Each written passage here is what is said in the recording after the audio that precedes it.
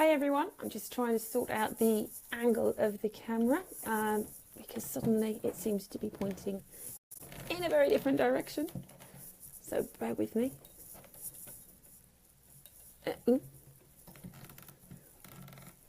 Sorry about that, any creaking or groaning, but just as I set it up suddenly it's not quite as I was expecting it. I'm in the conservatory today, which hopefully means that I have flattering light and less noise, but we'll see if that actually pans out or not. And let's just check to see if everything is working on the laptop, so I get to see questions if they arise, and then I can check that we're actually streaming properly. Yes, there it is, nice and quiet in the background there. Lovely. So what am I going to be talking about today? There were quite a few questions that came through this week, so I'll just run through most of those. There was one from Isabel regarding VAT and tax and export duties. That's not something that I'm qualified to answer, so I think my best answer would be, unless there's an accountant within the group, for you to actually see an accountant. But I will do some research to see if there's any other general advice that I can give you on that one. Jessica Huff asked if there would be any information about emails and hosting CALs using email systems. That is something that I'm working on as a separate training module, so that'll be like a mini course coming up. But I am offering a couple, so it's just two, I'm afraid, consultancies, one-to-one consultancies for free, because I'm trialing out my my newsletter consultancy options to see what is required from different people, what level of information they want before they get into overload. So if anybody's interested in receiving a free one-to-one consultation, then drop me a PM, please. A message, an email, anything will suffice. And the first two that go for that will be picked up, and I'll work with you one-to-one for that. I've already run through one of those, and I've had some amazing feedback, which was wonderful to read. So that was good. I'm assuming it's a good thing, and that other people may be interested. So that will be coming up soon. Pattern sizing information. There's been a request for an automated spreadsheet and some more information from Isabel Monet. I hope I'm pronouncing that correctly. And that is something that I'm working on in the background. Grading, as I mentioned earlier this week, scares me, it freaks me out, haven't really done it too much. However, I do know that it is something that can be systemised. The amount of increase as you go through particular sizes, the gradients are, it's mathematically possible, and if it's mathematically possible, it can be put into a spreadsheet. That doesn't mean that you don't need to then have it tech edited, because absolutely you do. I'll be covering tech editing in a whole other series of articles and videos and guest blog posts from tech editors themselves. So it is definitely something that is needed, but I'm working on, as I say, an automated spreadsheet, something that will do some of the basic maths for you, so you can put in your stitch count, your gauge, and then it will work out how many extra stitches you need in between each level of size, and then if you have a repeating pattern, or if you have repeating cables, etc., then you can work out what you're going to do with those extra stitches each size that you go up. But that's part of the joy of designing, is what you do with those extra stitches. So that's pattern sizing that's been covered for Isabel. Jessica's emails and CALs. And then the other two questions that I'm sort of rolling into one larger answer was one from Novella Jill Bobo about websites versus blogs. So I'll go through some definitions around that. And also from Petra Kurilova, I think I'm pronouncing that correctly, was a question around selling patterns beyond Ravelry. And as you'll see as I go through talking about different options for selling, they do tie together. So we'll start off with the options of online versus real world. And in the real world, you can create hard copies, which means you need to think about print runs. You don't want to be writing it out by hand. So if you are printing your own pattern, you need to think about print runs, which it means you also need to think about the number of pages inside your pattern. If you've got 4 pages, that means that you can have one sheet of A4 that's then folded in half, and you have 1, 2, 3, 4 pages in one A3 print run, which makes things simpler. If you have very complicated patterns that then require 6 or 7 pages, then printing a physical copy of that is going to be a much larger undertaking and more expensive. So you'll seriously need to look at who your local printers are and what options and costs there are around those. So that's hard copies. Definitely have a look at kits.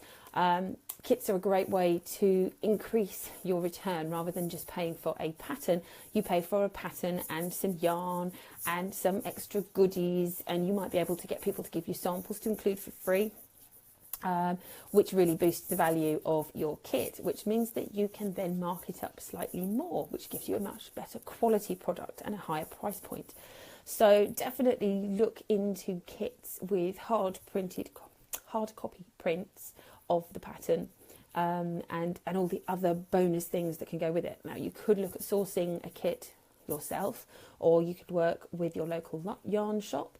You could look at other indie dyers, or if you are a dyer yourself, you could maybe look at working with other designers, or if you're a designer and a dyer, sorted, you've got it all in one package.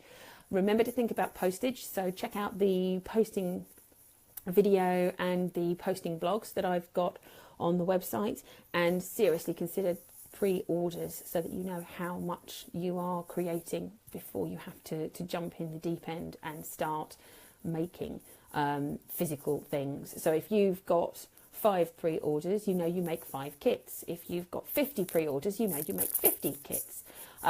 What you don't want is to make 50 kits and only get 5 orders. That's not really very conducive to keeping your business running in the long term. So have a little bit of a think around that, and I'll probably do some more detailed information off the back of this video, but also we can revisit it if people have specific questions going forward. So that's sort of patterns beyond Ravelry in terms of the real world. If we're talking about online, patterns beyond Ravelry becomes then a massive option.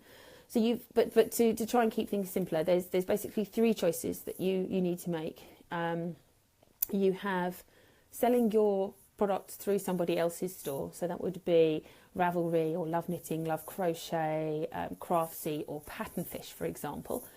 And then you have option number 2, which is your store but still being hosted by somebody else's system. You'd be looking at Etsy, Facebook pages, Amazon Handmade, or of course eBay. You can add in Shpock and other types of reselling app, but you know we'll look at mainly the larger ones for today.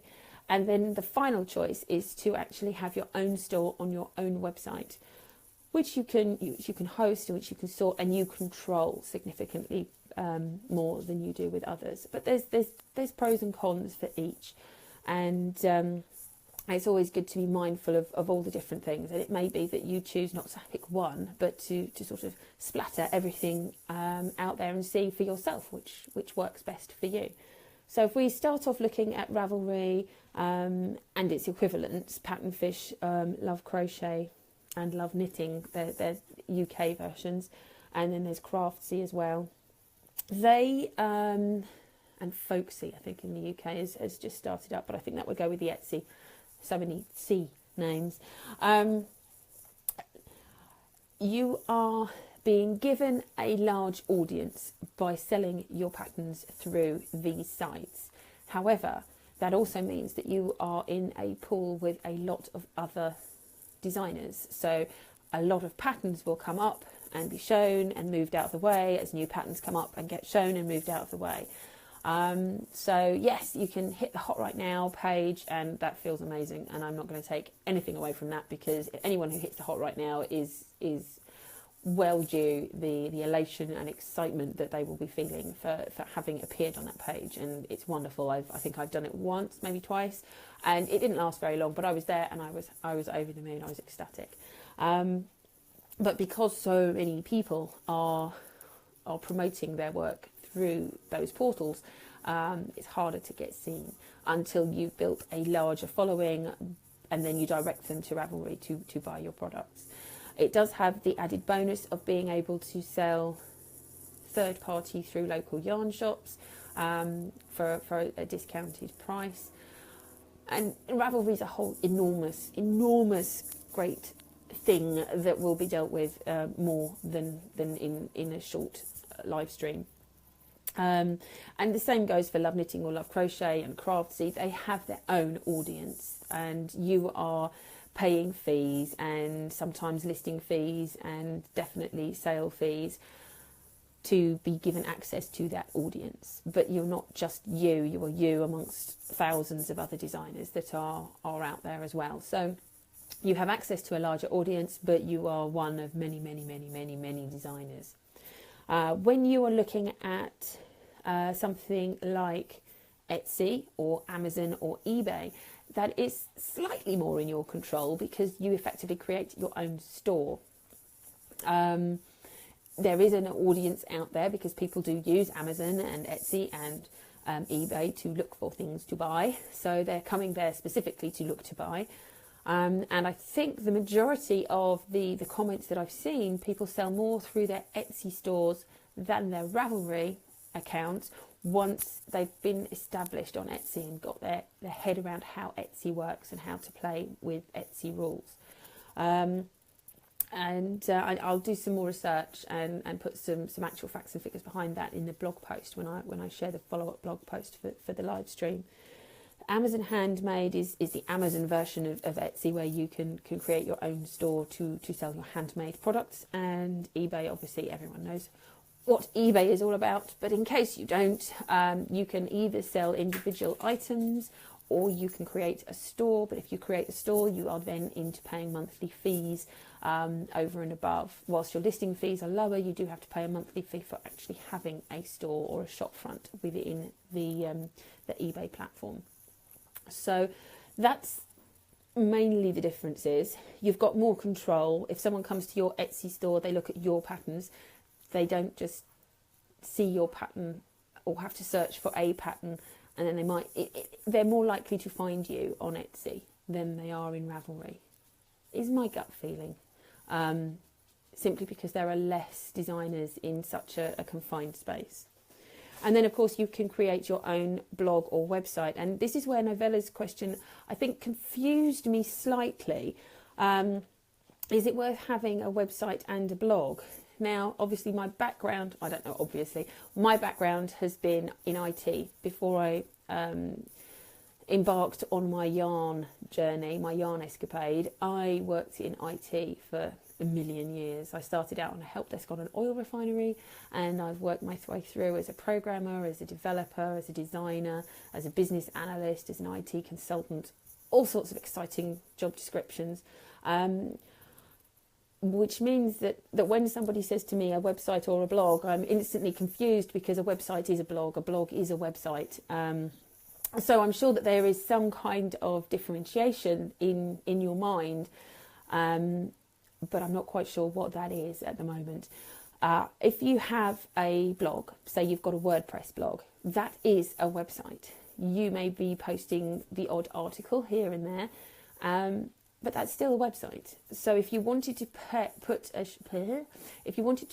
shop into your blog, you can do, especially if you're using WordPress. It becomes really, really easy.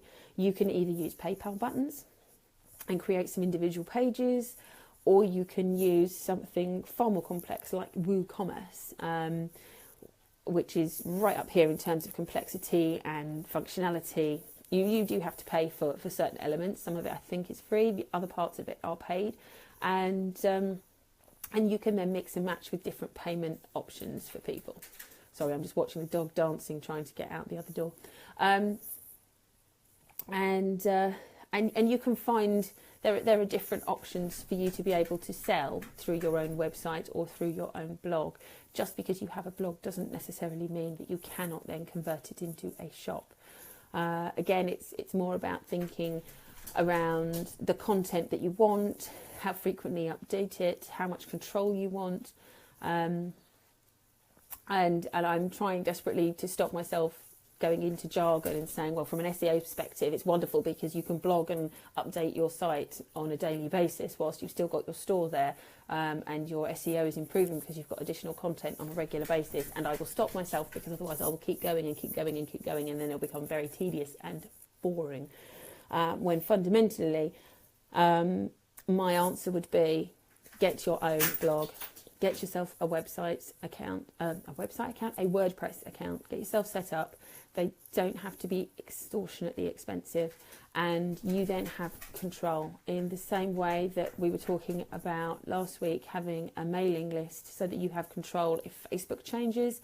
The same is true if Etsy goes away, if Ravelry stops for some reason, if all these other options that you've been using to sell your patterns, if they disappear, you have nothing. And then you've got to try and create a website or a blog very, very quickly. Or else you just have to say, it's too much, I'm not doing it, I can't do it now, my portal is closed. So I would very, very strongly recommend that you get a WordPress site and you start to blog about what you're doing, what you're creating, what you're thinking and feeling. And it doesn't have to be the world's most beautiful blog to start off with. You just need to get some content up there. And please don't panic about, oh my Lord, I've got too much to do as it is, I can't possibly write in some content. You can. It doesn't have to be more than 5 minutes. You can do it every other day, you can do it once a week. It really doesn't have to be a massively time consuming thing, but getting some content out there is far more important than spending 8 hours constructing the world's best written element of something. It's more important that if you are creating a blog that is true to you. So if you're a happy-go-lucky soul and you're experimenting with yarn, then create a happy-go-lucky blog that is experimenting with yarn and has a shop in it, so that you can then sell the patterns. So if you're showing people your behind the scenes and you're just doing a little photo and a couple of words, or I've had to pull it all out again and I've had to frog it back for half an hour today. My word. And then by the time that you've finished all of that, people would be more interested in looking at what you've made at the end of it, and then you can say, here it is, here's the finished item, here's my finished design, you've seen me go through all of this process and you can go buy it here. If you know, it's that kind of thing you can then start working towards with your own blog and your own shop contained in one place, which you just can't do. Hello, baby. Which you just can't do if you are restricted to other people's offerings. You can't blog through Etsy. You can't blog through Ravelry. You could write in a forum, but it's really not the same, and it's not as powerful as if you have your own blog. So hopefully that does give a little bit more understanding and information about different places and different ways that you could use your patterns to sell outside of Ravelry, which is, I think, everybody's default option is that they go straight to Ravelry. And for all of the upcoming support blogs that I'm writing, or support articles that I write around these live streams, they will all be on yarnacademy.co.uk going forward. I am now releasing it to the world. I'm going to start off by gently introducing it to you chaps in Yarn Academy, in the Facebook group Yarn Academy. And there's a few articles in there at the moment, not that many, and I will be expanding on that. And at the moment, I'm actually issuing invitations for guest bloggers. I'm accepting applications for guest bloggers and guest tutors. So anybody who has a skill that they want to share, or some insight into a technique, then please get in touch. You can find out all the details on the Yarn Academy site, which is yarnacademy.co.uk. Nobody else really has seen it yet. I think 1 or 2 people have seen it, and I've spoken with a few folk specifically around content which they could provide, and people seem to be quite excited about this so far, which I'm very pleased about. And it will become eventually a membership site with premium content and running courses. There'll be mini courses available to people who actually are members, and that will just be included in your membership fee. And then there will be masterclasses which members will get a discount on, but anybody, any member of the public could buy. You don't have to be a member to take part in a masterclass course. And if you've ever fancied running a course or teaching a technique, then give me a shout and we can have a chat and see what's what and see what works. It's not desperately expensive for anybody who wants to run a masterclass.